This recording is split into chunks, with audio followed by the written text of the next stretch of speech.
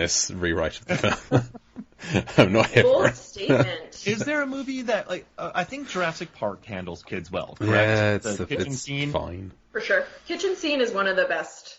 I love Jurassic Park. I think you guys were saying, Mark, that your favorite film is Jaws, and I usually say, I mean, I have a lot of favorite movies, as we all do, but I would agree with that, and I'd also put Jurassic Park in there, which I believe is your favorite film, Jay. That is correct, yes. And then I would say that my favorite movie is probably Deep Blue Sea. That is also mine. Watched all the time. And then my favorite flick is actually Jurassic Park 3. Which Okay. Oh, think I love it. I love Jurassic 3 is slept on. It's a good movie. But Taya Leone's yelling in it is excellent. it's all good. It's Is a it- great movie. Is it though? It is. Jay's cringing. Or is it? I think it's I don't well know. done. One of the worst films ever made. I mean, No. I couldn't. I don't know. It James has Short, third act. you know, I hate Plotline Jurassic Park makes 3. sense. Yeah, I love it. I love it so much. I like I the mean, part of pterodactyl it- scene. That is it. Apart from Pterodactyl- that's a great scene. Billy should die in that scene. If Billy died in that scene, I'd like that scene. But He's too cute to die. You can't. Is he? I want to know if there's data on that, where like, a character's cuteness relates to how if they survive a near death, like a certain death situation. Is that not what happened with Thomas Jane? Punisher is too cute to die in this movie. LL is say too he's buff to cute? die. Would you say Thomas Jane is cute? I actually don't find Thomas Jane too attractive, but in service of the movie, we'll say that he is. I think cute is it, even for those people who do find him attractive. I think cute is Cute. some distance away from the adjective I'd use. I like it. This is good. We got new looks on the show after 28 episodes. We're getting new stuff. This is wonderful. New things are being revealed to you. Yeah. I'm gonna have to go back and watch this movie all over again because of this. That was something I wanted to ask you guys, which is when you do an episode, do you just watch the scene? Do you even watch the scene? Do you rewatch the whole entire movie? Like, how often are you rewatching Deep Blue Sea? I tend to watch the scene a bunch of times, although last week I watched the scene and then just thought, hey, sod it, and watch the whole rest of the film. But Mark it's like a daily practice of watching Deep Blue Sea. He like gets up and starts it with his coffee every day. So Well, I start with ESPN FC. I got to hear my soccer news. But then, what I love about Deep Blue Sea is, I don't know, I background it while I'm working on articles or research or something. But now we're in the season of all like the critical screeners and the really heavy Best Picture candidates, and it's a whole great problem to have. But these heavy movies burn me out, so I'll just put on Deep Blue Sea and recharge. And it's like it's like a solar panel for me. Like it just sort of brings back my love of movies, and then I can tackle more pretentious stuff. Well, I feel like you guys are sort of touching on one of the reasons why Deep Blue Sea is so great, because, like, you can watch it if you just, like, want to watch a shark movie. Like, one of my favorite descriptors ever of this movie is on How Did This Get Made, where they're just like, ding dong, who's there? Sharks. Like, this movie is a shark movie through and through. And I love that. So if you just want to like sit down and watch like a crazy action movie about sharks that is like high quality, you're going to be entertained, like do it, But if you also like want to watch this movie and figure out really weird tangents, which all of us like to do, you can do that. Like there's a lot more to this movie than I think people give it credit for. Whether or not some of that was meant to be in there remains to be seen. Again, I would love anyone, I would love it to be me, but literally anyone to sit down with Rennie Harlan and just talk about this movie forever, and especially like the religious aspects of it and how much of that was him putting it in there, just happenstance, LL, whoever making it happen. But I do love that there's the two ways that you can watch this movie. And Jaws is like that too, right? Like if you just want to watch like a great movie about a shark, you can absolutely do that. And that was sort of the way that Spielberg intended that movie to be. But if you want to look into it and read a lot about like humanity and America and things like that, you can most definitely do that too. And you brought up another great point, too, about in your article where you talked about what Alexander Hulse pointed out in 2014 about blockbuster movies where you have Godzilla destroying cities. Well, that's been happening since the 50s, but you have Man of Steel, you have Avengers Age of Ultron where they're rescuing people from a flying city and just massive battles and sort of individual stakes being taken away. I think my favorite, I guess, action films, let's say, or horror films have these kind of personal stakes. So in this one, it's just LL trying to survive with a shark biting his leg. You have our preacher. You have the kitchen fight. You have these moments where like the stakes aren't the biggest thing in this world. If this shark gets out, I don't think it's going to lead a Caesar-esque revolution and unleash a shark plague gas that wipes out humanity. It's not going to be Godzilla. Exactly. The shark. She's just going to want to hang out. I don't know. That'd be awesome if she raised an army and just attacked. Jeez Louise. But no, that is basically the plotline of Deep Blue Sea 3. Spoiler alert. Oh, nice. I was watching Die Hard again, just the personal, shoot the glass, or you watch Aliens, where you have this shark, Aliens, right? You have Ripley going alone to get Newt with the Queen Alien, that battle. I like the smaller kind of stakes at play in this. Jurassic Park, it's just about getting the kids back and getting off the island. It's not about nuking the island from orbit. It's just those characters surviving. Yeah. No, I like these intimate tales. I don't know. That's just something. Maybe that's just what I grew up with, but I do feel I never feel fatigued with this movie. Some of these big blockbusters, you just feel fatigued by the end. They're so boring. They're so long. Number one, and they're so bloated. Like I think.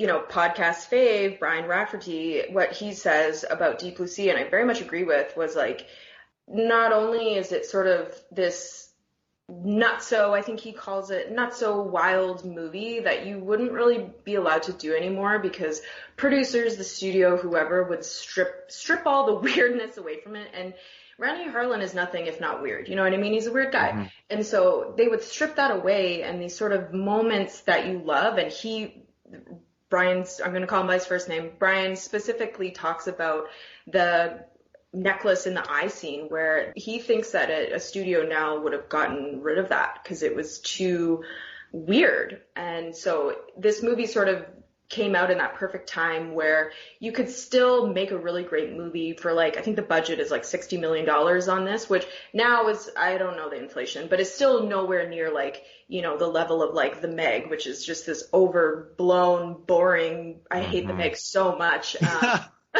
So much. But it's also, to me, it's a lot of the action movies that I love too. It makes me think of The Fugitive and The Net, which I argue The Net is a great movie, which I don't know if people agree with me. But the thing about The Fugitive too is it's so stripped down, right? They take anything that's not about the action and moving it forward and remove it from that movie to the point that huge parts of it were taken away, right? And it's kind of like this movie too, where again, it's just about getting topside. It's get topside, get out. That's the plot of the movie. Obviously, there's smart sharks and other things about that, but that's what's motivating the action. And that simplicity is also what makes it great. I think we all just sort of shadow burned Fallen Kingdom because that movie is so bloated and stupid and dumb. And it just doesn't realize why Jurassic Park is great too. And it's just, you don't always need to overcomplicate things so much. It's almost as bad as Jurassic Park 3. Oh my god. We are fighting. No. Could you use your sharkometer in the Jurassic Park movies to kind of figure out which one is the best? We know which one's the best. It's the first one. You got to work out which one's the worst. I've actually already written about Jurassic Park 3, or Jurassic Park. I love Jurassic Park. So for me, number 1 is the best, obviously. Yeah. Then it's number 3.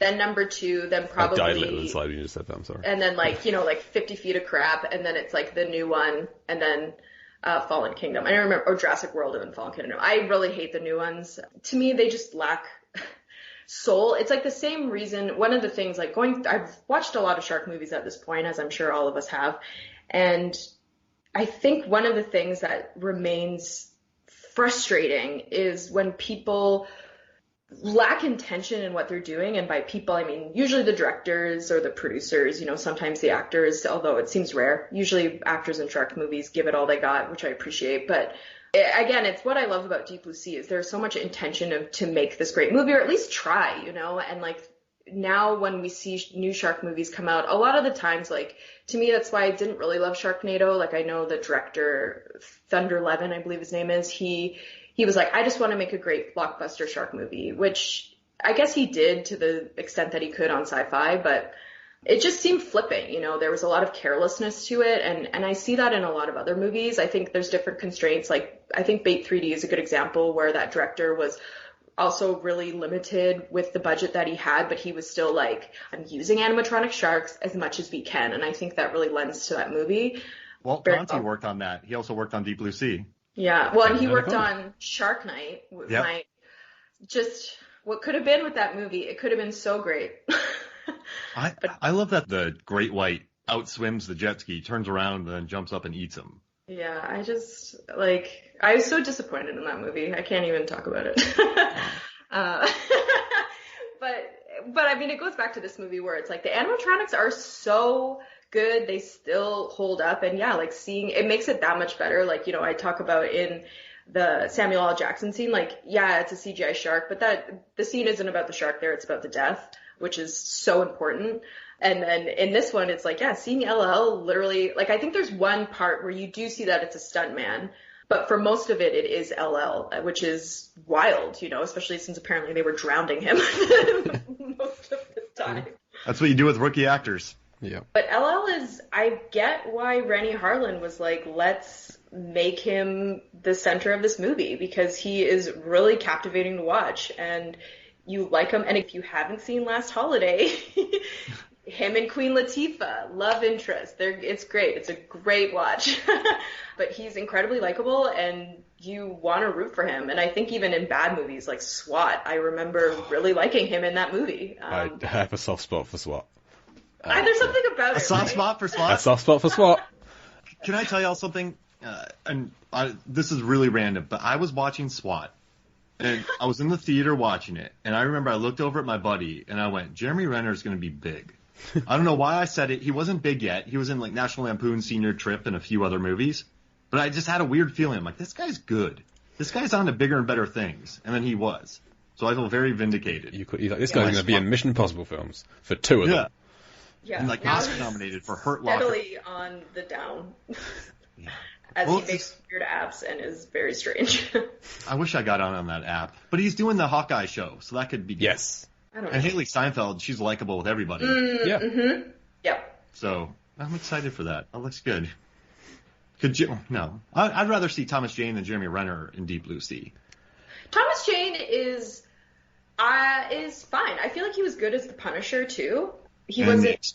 He's good. Yeah, like he's fine. I liked him in The Sweetest Thing. Yeah, like I don't mind a Thomas Jane. I don't begrudge a Thomas Jane, but yeah, he just. I love when he surfaces, when the three of them surface. He like arches his back and flings his hair like he's in a shampoo commercial. It's incredible. Yeah. Yeah. Oh man! And what about? I know we haven't talked much about the scene, but I'm trying. Where the practical shark, when the water comes through its gills. Yeah, that's a really excellent moment. I mean, I watched that and was like, wow, the animatronics on this are really good. I don't think that was CGI, that scene. They somehow managed to get that to work, and it looked excellent. Mm-hmm. Well, they have like jet engines in them, so maybe it was just that giving off exhaust. Yeah. That's how Harlan would ride one home every night. They actually went out and filmed in the Aquatica, and he would ride it 20 miles back to their hotel. I wouldn't, like, that could be true, but you know what I mean? Like, I wouldn't put it past them to do that. There's no. But I'm a little frustrated with the scene where when the shark lets go of Preacher and Tom Jane drags him to the safety. He's leaking a lot of blood from his leg wound, as you'd expect, and then the next shot, there's no blood. And I'm frustrated because in the scene where Janice died, they put in a bunch of CGI blood in the water, and I feel like they didn't do that here. And they can do it. We know they can do it because they did it 3 months ago. But why not in this scene? There was blood in the water, like when he's floating there, or are you talking about when he pulls him back onto land? Well, there's Tom Jane's dragging him to land, and there's a lot of blood. He's leaving a trail of blood, and then you cut from like Saffron Burrows' perspective from land, and there's no blood. Oh, interesting, yeah. Yeah, it's a continuity thing. It's a small thing, but it's irritating when they've done CGI blood in other scenes.